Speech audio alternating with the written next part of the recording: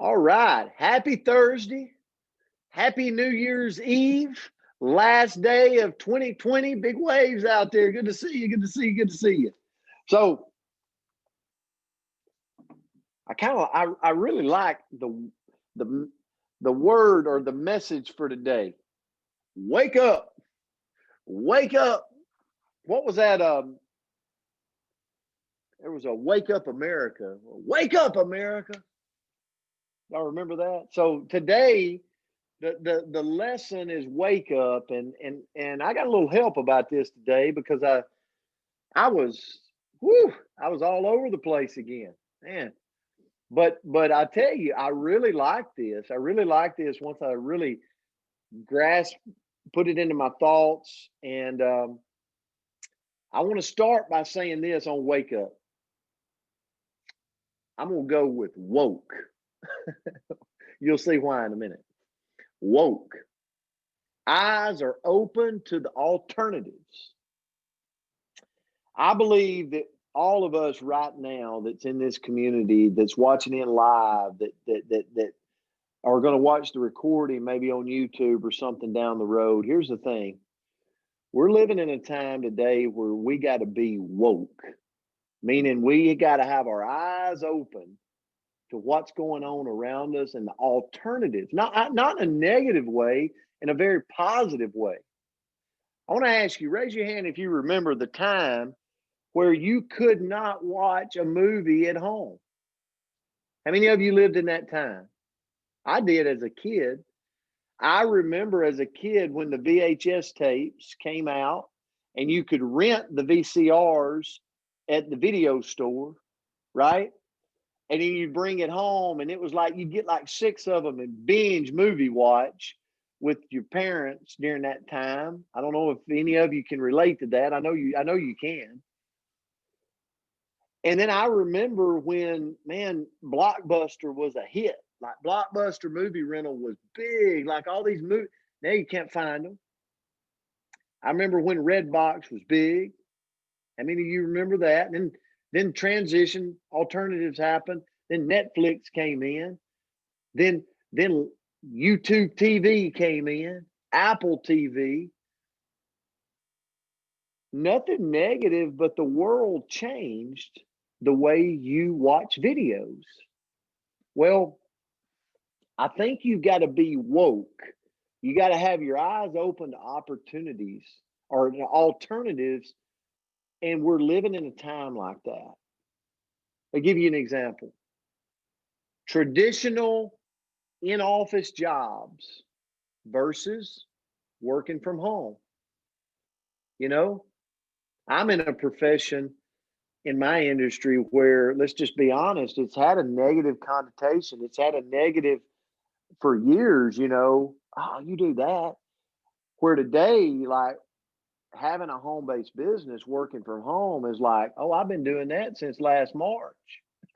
I know exactly how working from home is. So working from home is taking a whole different road.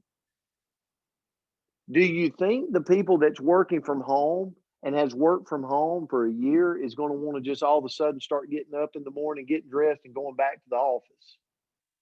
No. So my eyes are open to alternatives for ways that the world's trending. Another thing that's happened in our world that we need to be woke about, we need to see the alternatives, is our health. Fast food is something that since the 70s has become more and more and more and more popular. But the trend in the world now for the people that are taking control of their health is to say, I'm going to stop the movement of fast food, but if I'm out on the road, I will swing by a Publix or a Whole Foods, or and I'm going to go in there and I'm going to get my meal for that minute, that fast food opportunity. But I'm going to go there for more healthy food choices.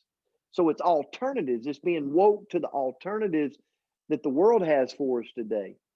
And the reason I share that and the reason this was big for me is instead of walking through life on autopilot, walking through life not really paying attention to what's going on, the trend, slow down. Just go, slow down a little bit and pay attention to your options. To me, that's waking up. That's waking up. And what leaders will see opportunities to seize this moment that we're in. You know better, do better, right? If I know better, I can do better, right? If you're not waking up to seeing, if you're not waking up to see, then you won't know better to do better. You'll never see the options. So one of the things I want to do right now as a leader, and I'm going to turn it to Myra, is I want to make sure that I'm woke up right now, that I'm woke up and I'm looking at the alternatives that our world is bringing in a positive way, not in a negative way. But if working from home is becoming a trend, how can I capitalize on that in my life? And how can I help other people capitalize on that? If health is a trend that the world is seeking, better health, better immune system, better, better all the way around, how can I help the world? How can I help myself by choices, by options, by waking up to what's around me?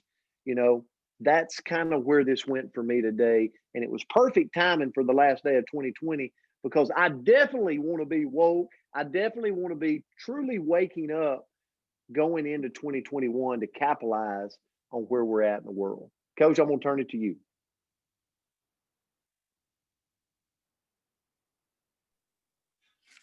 Hey, good morning again. Thank you so much, Brent. That was fantastic as always. I want to first of all thank Margaret Witten for the word for today. She actually requested this, and like Brent said, it's very, very good. And it comes at the appropriate time. But I'm just going to kind of go through some things that I found in my research to share with you very briefly, maybe just 2 or 3 minutes. But I hope that it sticks with you. If you want to make your dreams come true, guess what? The first thing you've got to do is what? Wake up. As Coach said, woke. Are you woke? I hear the kids say that all the time. Hey, Miss Myra, are you woke today? Yeah. If you want your dreams to come true, wake up. Every morning when we wake up, we have 24 brand new hours to live. Y'all, that's a precious gift. We have the capacity to live in a way that those 24 hours will bring peace, joy, and happiness to not only us, but guess what? To others as well. One thing that we need to fight is the thought of when we are going to bed, knowing that the next day I'm going to have to wake up and face reality once again. This thought, if we're laying our head down at night and we're already thinking in that perspective, this thought is brought on by overthinking, which we've talked about just recently, and just negativity. We must wake up and realize that we always have a choice on how we look and how we approach every single thing. Again, I say this a lot. I love music and I am a researcher of lyrics. And one of my favorite artists is Bob Marley. There's not a great opinion about him as an individual out in the world, but he is a tremendous, his messages, you can't touch it. He's phenomenal. He was, but life is one big road with lots of signs. So when you're riding through the ruts, don't complicate your mind. Flee from hate, mischief, and jealousy. Don't bury your thoughts. Put your vision to reality. Wake up and live. That's pretty powerful. We can't wake up and think about all the things that went wrong yesterday. My gosh, I had 2 or 3 things that went plumb sideways yesterday. But, I can't think about that. We should wake up and just thank God that we woke up and pray for a better day today. I mean, it's really, truly that simple. And it's something that we all fight and we have to work at every single day. Now, I'm going to finish and close with one of my all-time favorite songs, just a few lyrics. And when Margaret sent the words wake up to me, immediately I went to this. And you're going to recognize it quickly. Wake up, everybody. No more sleeping in bed. No more backward time for thinking ahead. The world has changed so very much from what it used to be. There's so much hatred, war, and poverty. Wake up all the teachers. Time to teach a new way. Maybe then they'll listen to what you have to say. Because they're the ones who's coming up and the world is in their hands. When you teach the children, teach them the very best you can. The world won't get any better if we just let it be. The world won't get no better. We got to change it. Just you and me. Wake up all the doctors. Make the old people well. They're the ones who suffer and who catch all the hell. But they don't have so very long before the judgment day. So won't you make them happy before they pass away? And it just goes on and on. And guys, the power in those words that I just read you, this song was popular way back, years and years and years ago. And this message is we're living it right now. So we truly have got to wake up. Wake up and smell the coffee. I've heard that all my life.